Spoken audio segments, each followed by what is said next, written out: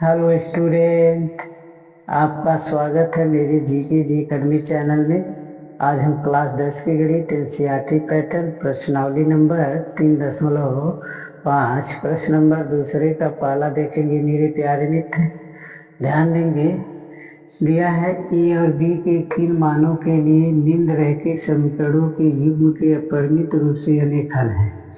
पहला दिया है 2x प्लस 3y बराबर 7, ए माइनस बी एक्स प्लस ए प्लस बी वाई बराबर 3a प्लस बी माइनस 2 दिया ना।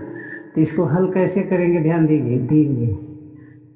हल आपको ऐसे करना है, ए का मान क्या है, ठीक है ना, फिर बी का मान क्या है। तो ए का मान देखो क्या है, a1 बराबर 2, b1 बराबर 3, c1 बराबर 7, a2 बराबर a माइनस बी, b2 बराबर a प्लस बी, c2 बराबर क्या दिया है, ध्यान दीजिएगा 3a प्लस के b माइनस 2 दिया ना। अब इसको क्या कह रहा है कि अपरिमित रूप से अनेक हल, नहीं, अपरिमित रूप से अनेक हल का सूत्र देखो क्या होता है, अपरिमित रूप से अनेक हल हैं, ठीक है ना। तो अनेक हल इसका सूत्र क्या होता है, e1 बटा a2 बराबर b1 बटा b2 c1 बटा c2।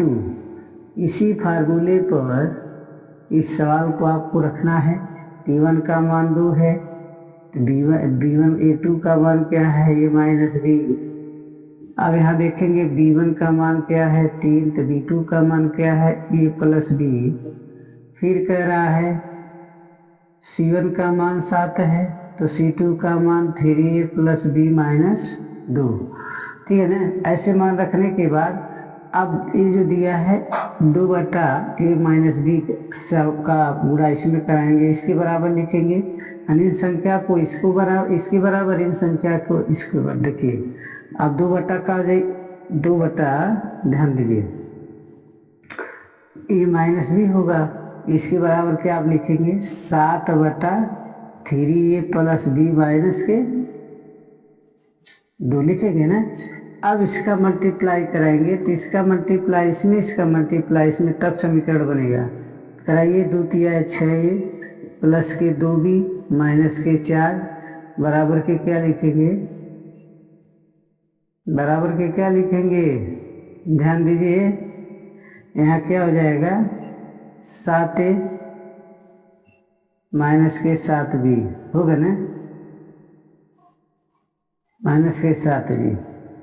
अब क्या करेंगे, संख्या को पक्षांतर करेंगे, इन दोनों को इधर पक्षांतर कर देंगे। ये मान लीजिए हम पक्षांतर करते हैं तो यहाँ माइनस लगेगा ना।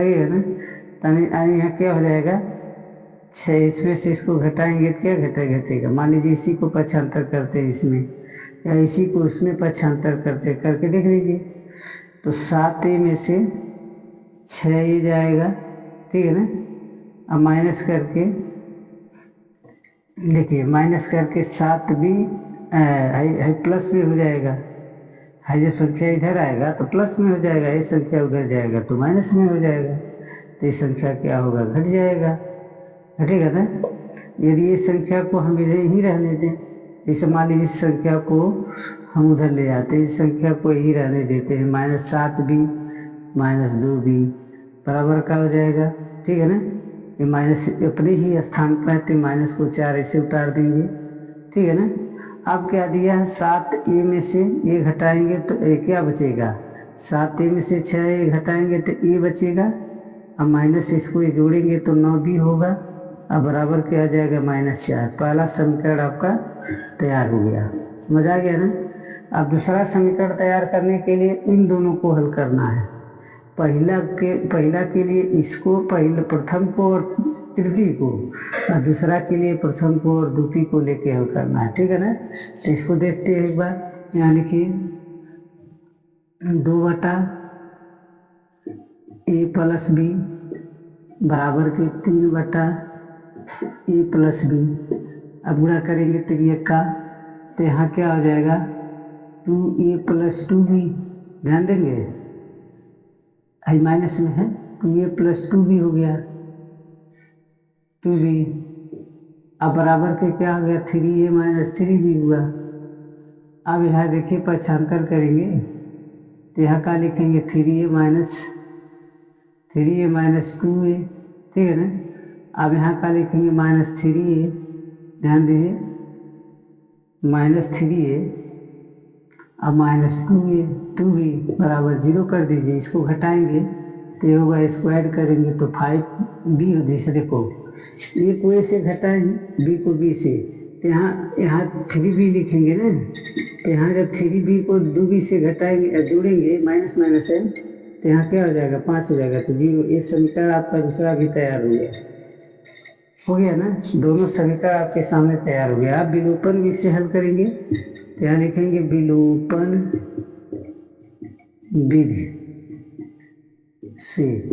तो विलोपन विधि से हल करेंगे तब पहले मान को लिखेंगे -9b बराबर के -4, अब ये -5b बराबर के 0। चिन्ह में अब देखो परिवर्तन करो प्लस माइनस, ठीक है ना। ये संख्या आप क्या होगा कट जाएगा, ये संख्या आपका घट जाएगा, ठीक है ना। 4 आएगा माइनस के में 4b, अब बराबर में -4, तो b का मान आपका क्या आ जाएगा 1। 4 से -4 कट गया तो b का मान कितना प्रारंभ हुआ 1। तो यहाँ लिखेंगे b का मान समीकरण नंबर 1 में रखने पर, अब 1 में रखो, ये क्या है, एक देखो क्या है, a -9b बराबर के -4 दिया ना। अब a के स्थान को कुछ नहीं b लिखेंगे, आपका 1 दिया है बराबर के 9 होगा। a -9 बराबर क्या होगा -4 होगा, a बराबर क्या होगा -4 + 9 होगा ना। ध्यान दीजिए तब समझ आएगा। अब क्या करेंगे, a बराबर क्या लिखेंगे 5, यानी घटेगा तो क्या होगा a बराबर 5, यानी a का मान 5, b का मान 1। ये आपका राइट आंसर है मेरे प्यारे बच्चे। उम्मीद करते हैं इस क्वेश्चन को आप लोग बहुत अच्छे तरह से समझ गए होंगे। यदि समझ गए तो मेरे वीडियो को लाइक सब्सक्राइब करना ना भूलिए। धन्यवाद।